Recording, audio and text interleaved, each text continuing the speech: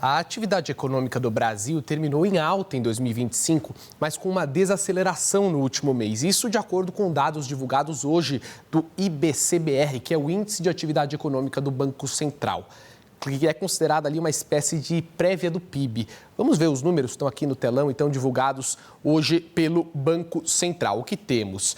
Dezembro fechou com recuo de 0,2% em relação ao mês anterior e já os últimos 12 meses divulgados pelo levantamento, equivalentes ao ano de 2025 inteiro, neste caso, tiveram uma alta de 2,5%. Então, olha aí na sua televisão, no seu aplicativo, no seu celular, onde você estiver nos assistindo. Em dezembro, queda de 0,2% em relação a novembro.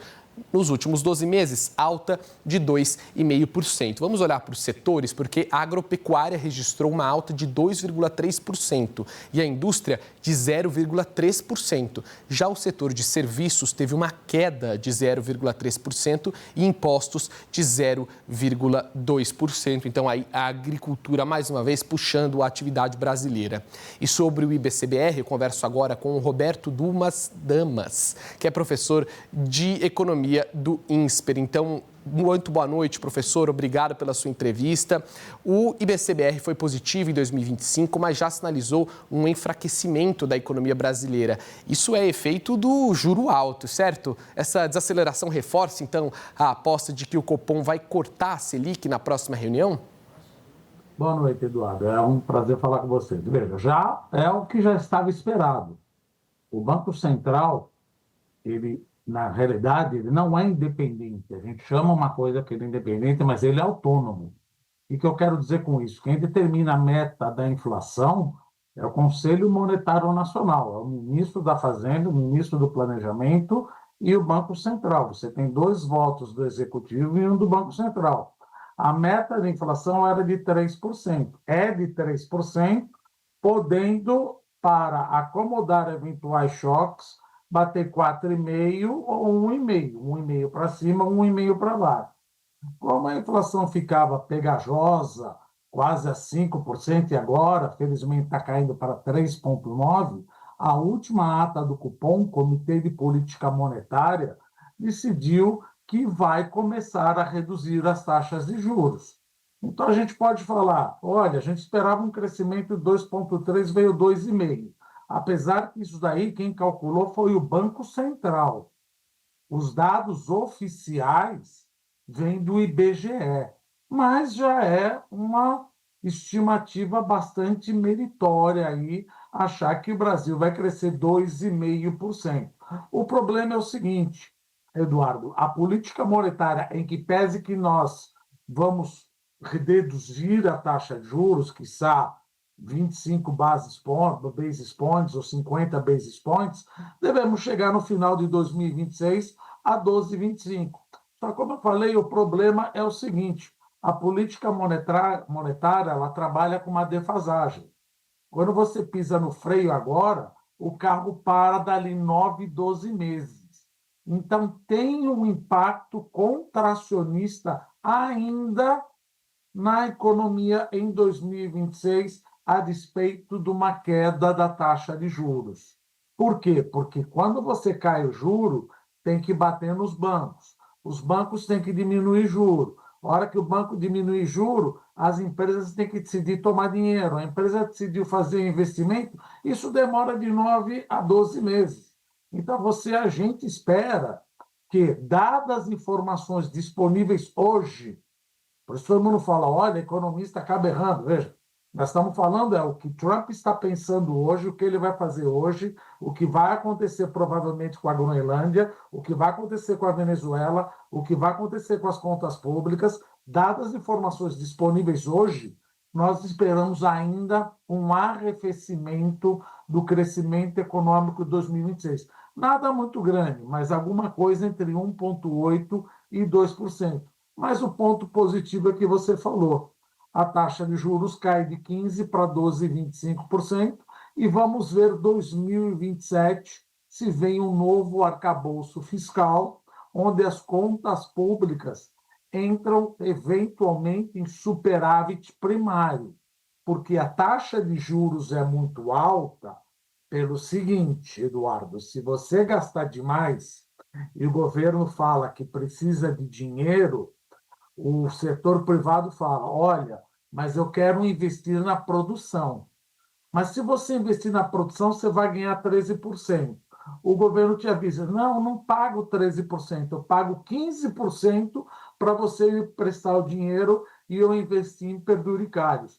O setor privado fala: bom, então se você está pagando 15%, porque você precisa de dinheiro para cobrir o rombo das contas públicas, então eu te empresto.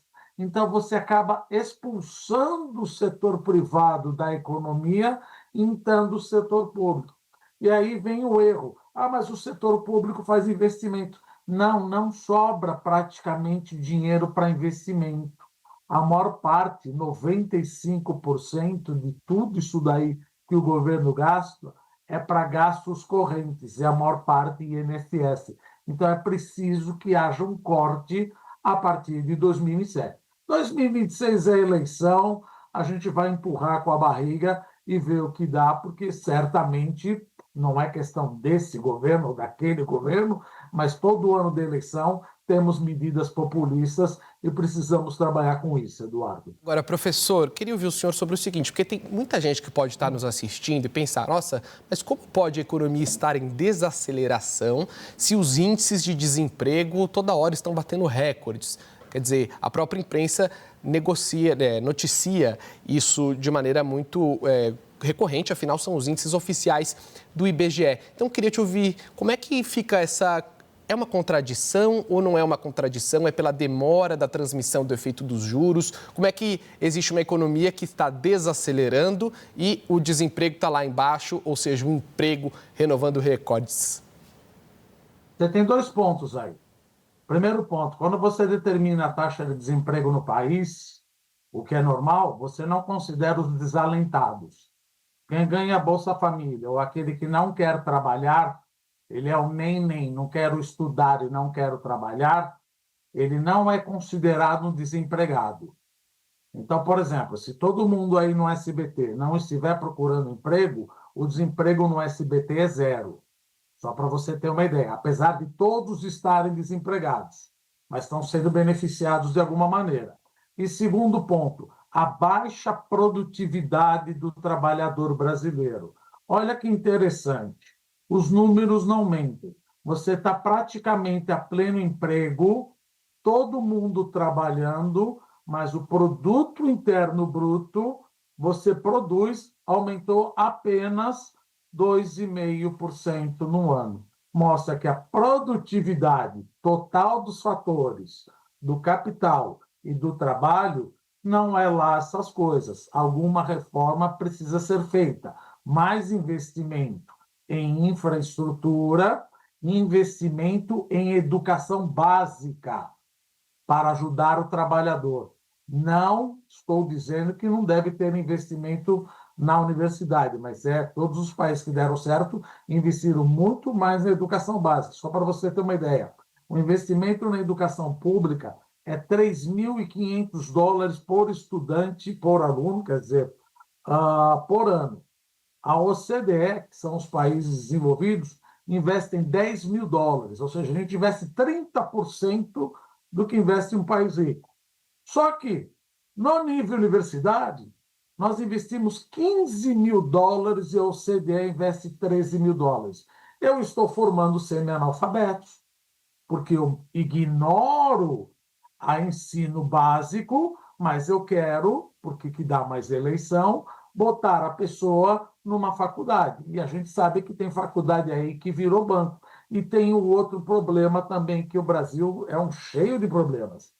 Tratamento de esgoto, saneamento básico. O Brasil tem tratamento de esgoto que atende apenas 51,7% da população brasileira. 90% da população da da região norte não tem acesso ao saneamento básico. O que eu quero dizer com isso? Crianças de 0 a 7 anos que não têm tratamento de esgoto, acesso a tratamento de esgoto, vai ter problemas de criança.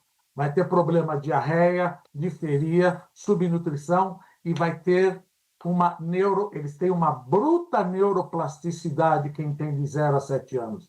Ele neurobiologicamente não vai se transformar num bom trabalhador. Então, veja, se a gente quer mudar o Brasil, nós estamos falando em taxa de juros, mas pouco se fala em educação do ensino básico, pouco se fala do tratamento do saneamento básico. Fica naquela coisa, vamos quebrar o termômetro e gastar mais, e não é nem investimento certo em educação e nem em saneamento básico. Não tem como o negócio decolar como uma China 5%. E o Brasil é um país que deveria decolar e ter um crescimento perene de 5%, e não o voo da galinha. Cresce 3,7%, cresce 2,5% e agora cresce 1,8%. Ou seja, não dá para ficar fazendo essas coisas.